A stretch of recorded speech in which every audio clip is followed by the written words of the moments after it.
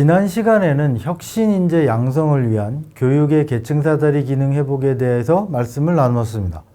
단기간에 계층 사다리 기능을 회복하기 위해서는 모든 청소년들에게 교육의 기회가 평등하게 보장되는 사회, 다양한 사회 계층과 다양한 지역 출신 학생들이 우수한 대학 교육을 받을 수 있는 사회를 말씀해 주셨습니다.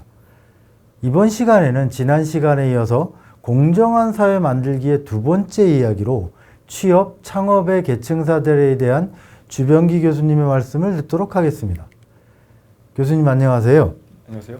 지난 시간은 인재 양성을 위한 교육의 계층 사다리 기능 회복에 대해 말씀해 주셨는데 취업, 창업의 계층 사다리에 대해서는 어떻게 생각하시는지 말씀을 부탁합니다.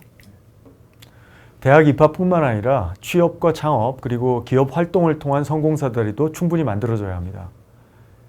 이제는 대학을 졸업하지 않은 사람도 명문대에 들어가지 않아도 평범한 알바생도 성공해서 유명인사가 되는 시대입니다. 기업도 전통적인 학력이나 학벌로 유능한 인재를 뽑는 판에 박힌 채용 방식에서 벗어날 필요가 있습니다. 공기업과 공공부문을 중심으로 고졸 인재 채용을 늘리고 지역 인재 채용을 확대하는 것도 취업에서 발생하는 계층 및 지역 간 기회 불평등을 해소하고 취업의 성공 사다리를 만드는 좋은 방법입니다. 이것이 성공한다면 수도권 집중 현상도 해소될 수 있을 것입니다. 노동시장의 격차 해소도 반드시 이루어져야 합니다. 우리 사회가 필요로 하는 어떤 일을 하는 사람도 인간다운 생활은 물론 행복한 삶을 누릴 수 있도록 해야 합니다. 아직도 많은 사람들이 휴일도 없이 주당 50시간, 60시간을 일하고 최저생계 수준에 가까운 임금을 받습니다. 사고의 위험을 무릅쓰고 일하는 경우도 많습니다. 나라는 선진국이 됐지만 아직도 국민의 삶의 질은 후진국에 머물러 있는 것입니다.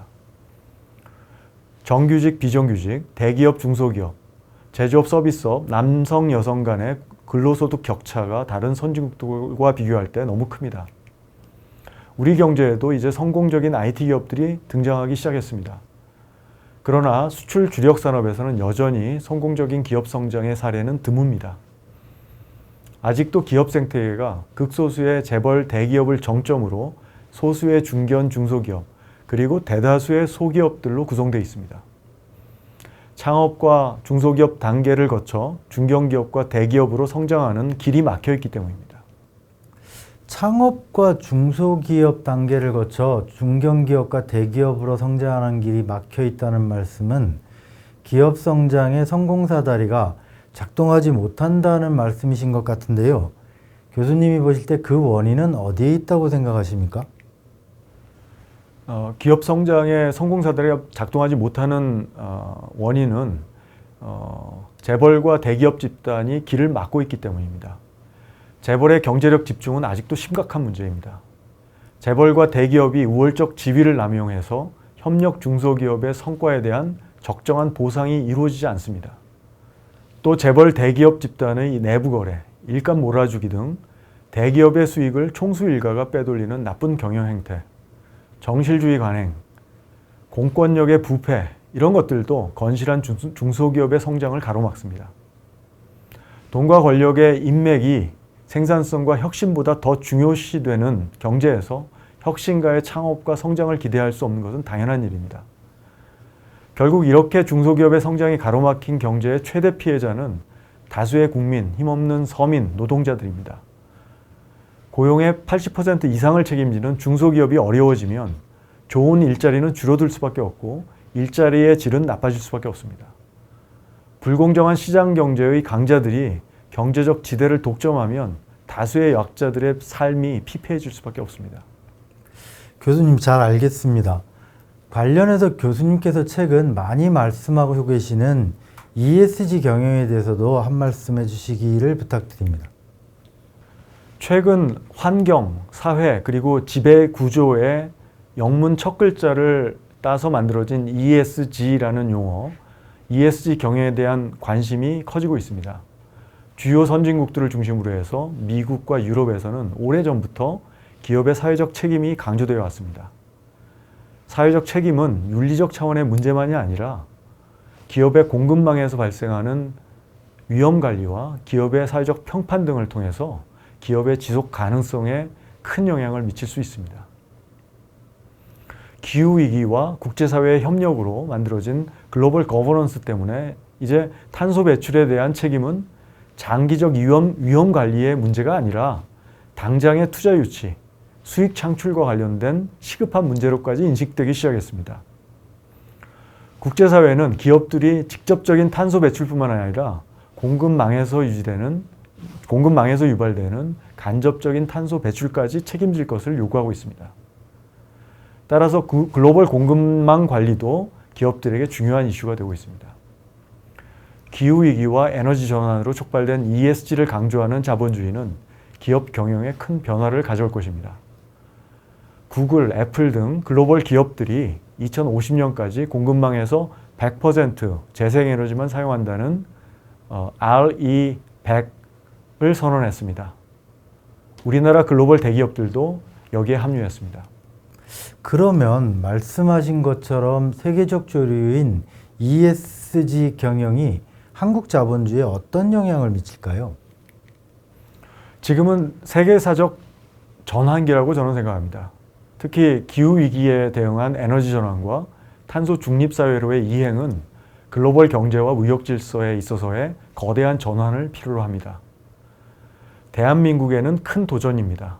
그렇지만 잘 극복하면 동시에 우리 경제가 재도약하는 기회가 될 수도 있습니다. 특히 ESG를 강조하는 트렌드는 한국 자본주의의 선진화를 앞당기는 좋은 기회라고 생각합니다. 한국 자본주의는 ESG 성과를 통해서 발전할 수 있는 잠재력이 매우 큽니다. 앞서 말했던 것처럼 한국의 불공정한 시장 질서를 ESG 성과를 통해 바로잡을 수 있기 때문입니다.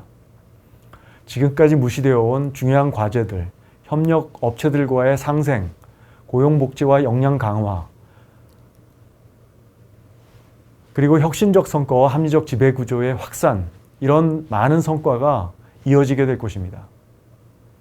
이렇게 경제의 성장 잠재력을 높이는 새로운 성장 동력이 만들어질 수 있다고 생각합니다. 소수의 대기업의 특권과 투자를 집중해서 발전하던 시대는 이제 지나갔습니다. 개별 기업의 역량만이 아니라 공급망과 기업 협력 네트워크, 그리고 사회의 혁신 역량이 중요한 시대가 되었습니다. 기업의 ESG 성과에 대한 관심이 소비자와 시민사회를 중심으로 확산될 필요가 있습니다. 이런 성숙한 국민의식이 있어야 불공정한 거래와 부동산 사익 편취와 같은 약탈적 행위를 엄중히 보는 사회 분위기가 형성될 수 있습니다. 한국 경제는 이제 양적 지표로 볼 때 선진국 단계에 진입했습니다. 그러나 공공의 감독기구, 권력기관, 관료사회는 아직도 권위주의 시대에 머물러 있습니다. 몸에 맞지 않은 옷은 갈아입어야 할 때입니다.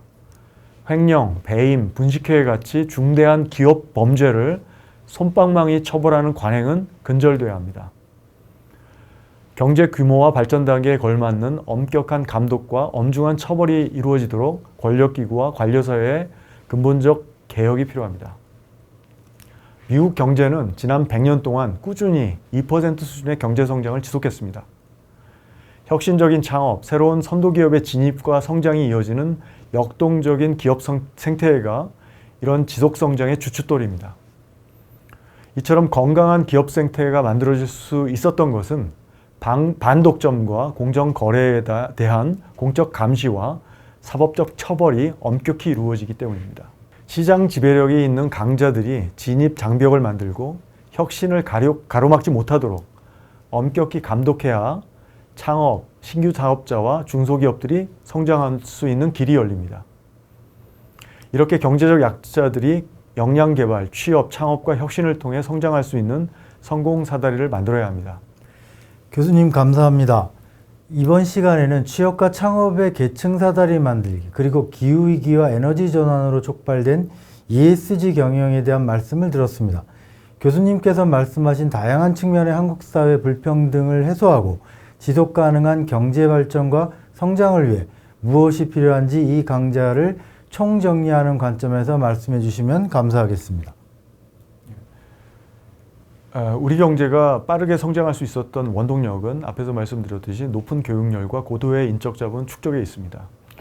교육을 통한 계층 상승의 기회가 폭넓게 주어졌고 교육을 중요시하는 문화적 자산이 있었기 때문에 가능한 일이었습니다. 그러나 지금은 높은 불평등과 양극화, 계층 간 기회 불평등으로 이런 성장 동력이 심각하게 훼손되고 있습니다. 선진국 단계에 진입한 한국 경제는 이제 질적 성숙이 필요합니다. 성숙한 자본주의의 발전을 통해 제4차 산업혁명, 디지털 전환, 그리고 에너지 전환과 같이 세계사적 전환에 성공적으로 대비해야 합니다. 경제 발전을 지속하고 혁신적 선도국으로 재도약하기 위해서 무엇보다도 중요한 것이 창의적이고 혁신적인 인적 자원입니다. 한국 경제의 불공정, 불평등, 양극화를 해소하여 국민 전반의 삶의 질을 높이고 사람에 대한 투자, 교육과 인적 역량을 키울 수 있는 경제사회 구조로 전환해야 할 때입니다. 불평등과 사회 양극화를 해소하고 사람에 대한 투자, 교육과 인적 역량을 강화하기 위해서 구체적인 방안들은 어떤 것들이 있을까요? 우선 정부의 소득 재분배 기능이 OECD 최하위권을 벗어나 적어도 중위권 수준으로 강화되어야 합니다. 불공정한 시장 질서로 인한 소득 격차와 양극화로 상대적으로 열악한 국민 삶의 질은 사회복지와 사회 안전망으로 끌어올려야 합니다. 현재 낮은 사회복지 지출 비중도 OECD 회원국 평균 수준까지 끌어올려야 합니다. 복지 시스템도 개선해서 복지사각지대를 최소화해야 합니다. 특히 고용관계의 급격한 변화에 따라서 고용보험의 사각지대가 확대되고 있습니다. 이 문제를 시급히 해결해야 합니다. 노동시장의 이중구조와 양극화 문제는 근본적으로 공정한 시장 질서가 확립되어야 해결될 수 있습니다. 재벌과 대기업의 부당한 지대추구 행위를 엄격히 감독하고 처벌을 강화하는 법과 제도 개혁이 필요합니다. 중소기업들이 공정하게 성과를 보상받을 수 있어야 이들이 고용한 대다수의 노동자들에게 적절한 보상이 이루어지고 임금 격차도 양극화도 해소될 수 있습니다. 공정한 시장을 관리하는 금융, 공정거래, 노동 등 공공의 감시체계와 감독기구가 정상적으로 작동하도록 제도 개혁을 지속해야 합니다. 불공정 행위를 사전에 억제할 수 있는 수준의 실효성 있는 처벌이 이루어져야 합니다. 감시기구의 권한, 인력, 전문성 등을 강화해야 합니다. 관료사회의 도덕적 해이와 부패한 관행은 하루빨리 청산돼야 합니다.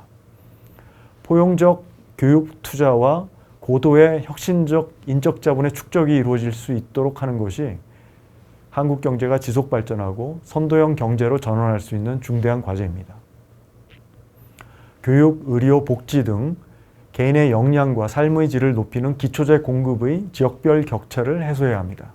영유아 보육과 초기 아동기 교육과 관련된 시설을 확충하고 서비스 질을 높이는 것은 기회 불평등 개선, 저출산 문제 해결, 여성 경제활동 참여율 제고, 인적 자본 확충 등 주요 정책 목표와 밀접하게 결부되어 있습니다. 조기 개입이 갖는 장점을 최대한 살리려면 이에 대한 공공부문의 역할을 강화해야 합니다. 그리고 다른 선진국처럼 아동수당과 같은 현금 지원을 확충해야 하고 서비스 지원의 질 역시 높여야 합니다. 중등교육과 대학 입시 제도 역시 계층 간, 지역 간 교육 격차 해소, 기회 형평성과 청소년 삶의 질의 관점에서 상당한 개선이 요구됩니다. 이를 위해 초등학교와 중학교 단계에서 소모적인 고등학교 입시 경쟁을 최소화해야 된다고 생각합니다. 대학 입시에서도 기회 형평성을 높이는 방안을 시급히 마련해야 합니다. 대학은 학부 교육과 한국 경제의 혁신을 선도하는 연구 중심이라는 두 가지 중요한 역할이 있습니다. 지금처럼 상위권 대학들이 부유층 자녀들을 집중적으로 선발하는 결과를 초래하는 그런 방식은 지양해야 합니다. 학부 교육에서 우수 인재는 가난한 계층에도 있지만 이들은 배제될 수밖에 없습니다. 대학의 학부 입학생의 계층별, 지역별 다양성이 훨씬 더 확대될 수 있도록 이를 평가하고 지원하는 재정적 인센티브가 도입되어야 한다고 생각합니다. 또한 공공부문과 공기업을 중심으로 지역 인재 채용을 확대하고 지역 거점 대학을 육성하는 것도 고등교육의 기회 형평성을 개선하는 효과를 낳을 수 있다고 생각합니다. 지역 거점 대학이 기술 혁신의 거점으로서 지역 경제에 이바지할 수도 있습니다. 그렇게 되면 대학의 수도권 집중화 문제 역시 해소할 수 있습니다. 공정한 시장과 분배 정의를 실현하는 포용적 국가 발전이 혁신, 지속적인 경제 발전과 성장을 위해서도 필요하다는 것이 이 강조의 결론입니다. 분배 정의의 실현을 위해서 복지와 사회 안전망 확충, 정부의 강력한 소득 재분배 기능이 필요합니다. 포용국가에서 이루어지는 사람에 대한 투자는 우리 경제의 근간이라고 할 수 있는 인적 자본의 양적, 질적 공급 확대로 이어집니다. 그리고 공정한 시장은 혁신적인 중소기업과 대기업이 상생협력하는 선진적인 기업 생태계를 뿌리내리게 할 것입니다.